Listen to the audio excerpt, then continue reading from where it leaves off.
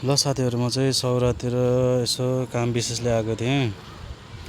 यही विशेषमा यताबाट आउँदा चाहिँ हात्ती प्रजननतिर जाने यता साइड पर्छ र तपाईँको चन्दन चटपट पसल लगायतको फेमस ठाउँ यहाँ छ भने यतापट्टि चाहिँ लगभग म धेरै पटक नआएको ठाउँ यतापट्टि के रहेछ म हजुरहरूलाई देखाउँछु है त। हजुरहरूलाई सायद राम्रो लाग्छ होला। ल गाइज, यो चाहिँ म बिस्तारै यो साइडतिर हजुरहरूलाई परैबाट देखाउँदैछु एक झलक, त्यसपछि म हजुरलाई सर हिँड्दै देखाउनेछु है त। ल गाइज, हेरौँ है त, सौरामा यति राम्रो बल्बहरू हालिसकेको रहेछ है। म चाहिँ लगभग धेरै समय नै भएछ नआएको जस्तो लाग्यो। हेर्नुहोस् त, ल बाटोहरू र विदेशको कस्तो सिस्टम, पक्कै पनि पर्यटकहरूको लागि विदेशी सिस्टम अनुसारै उहाँहरूलाई आकर्षण गर्नको लागि यति राम्रो बनाइएको होला। ल हेरौँ गाइस, बल्ब हेरौँ है गाइस, बल्ब। यो ठाउँ तपाईँको दिनमै त यत्तिको राम्रो छ भने तपाईँको बत्तीले गर्दाखेरि साँझ अथवा बेलुकातिर कतिको राम्रो होला भन्ने चाहिँ कल्पना पनि गर्न सकिँदैन होला। त्यही पनि म एकचोटि हजुरहरूलाई अर्को पटक अर्को भिडियोमा के अरे बल्ब बल्दाखेरि यो ठाउँ कतिको राम्रो प्लस बाटो कतिको राम्रो, ठाउँ कतिको राम्रो देखिन्छ भन्ने चाहिँ म हजुरहरूलाई अर्को भिडियोमा नाइटको बेला आएर देखाउनेछु। तबसम्मको लागि हेर्दै जानु होला, प्रतीक्षा गर्नु होला। ल हेर्नुहोस् है त, यति राम्रो भएको छ यो ठाउँ है। म पहिला आउँदाखेरि जहाँसम्म लाग्छ यो बाटो बन्दै थियो प्लस यो बत्ती हालेको थिएन। अहिले तपाईँको ल हेर्नु त, यतिसम्मको सफा सुग्घर प्लस बाटो बनिसकेको छ नि। वाह यार, यो हो नि त यार, यो हो नि त।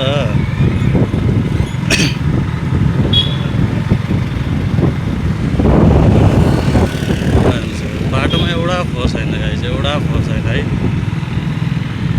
त्यो ठाउँ हुनुपर्छ बल्ल। मलाई तपाईँहरू उता हात्तीसारतिर तपाईँको झलुङ्गे पुल प्रजननतिर त अनि प्लस चन्दन चटपट पसल धेरैजना भिजिट गर्नुभएको नै थियो होला। प्लस यो ठाउँ भनेको तपाईँको त्यहाँबाट थोरै उल्टो दिशा एक राउन्ड तपाईँको घुम्न पर्ने हुन्छ। म धेरै समयमा आएको गाइस, एकदम खुसी लागिरहेको छ। खुसी चाहिँ के कुराको भन्दाखेरि तपाईँ आफै बुझ्न सक्नुहुन्छ होला। यतिको देखेपछि, यतिको ठाउँ देखेपछि म त पक्कै पनि यो विदेशै आए जस्तो होइन महसुस मलाई चाहिँ भइरहेको छ। त्यो कुराको चाहिँ खुसी लागेको छ होइन। होटेल पार्क साइड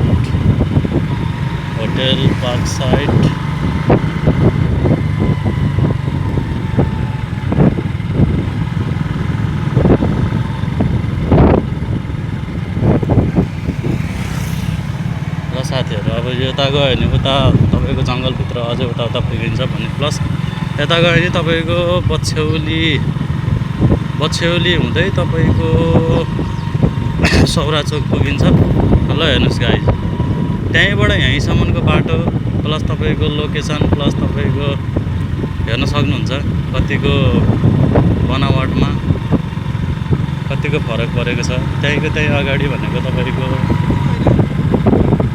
त्यहीँसम्म भनेको तपाईँको अर्कै थियो, ठाउँ अर्कै देख्नुभएको थियो हजुरले।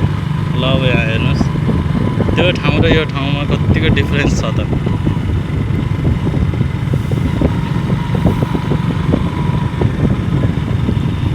हेर्नुहोस् है त, बाटो हेर्नुहोस्, त्यहाँको बाटोमा एउटा तपाईँको पुरै साइक्लिङ एरिया के अरे साइक्लिङ लेन प्लस बाटो त्यत्तिकै सफा सुग्घर थियो भने तपाईँको यताको बाटो हेर्न सक्नुहुन्छ नर्मली टाइपको।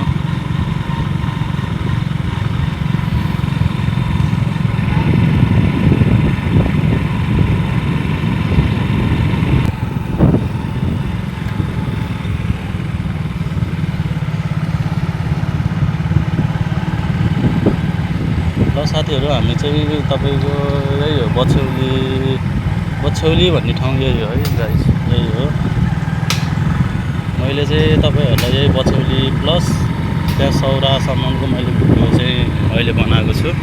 अब तपाईँलाई मैले भनेअनुसार नाइट भ्यूको बेला चाहिँ त्यो बत्ती बोल्दा प्लस त्यो बाटो प्लस त्यो ठाउँ कस्तो देखिन्छ भन्ने कुरा चाहिँ म हजुरलाई नाइटमा आएर भिडियो बनाएर हजुरहरूलाई देखाउने छु है त गाइस।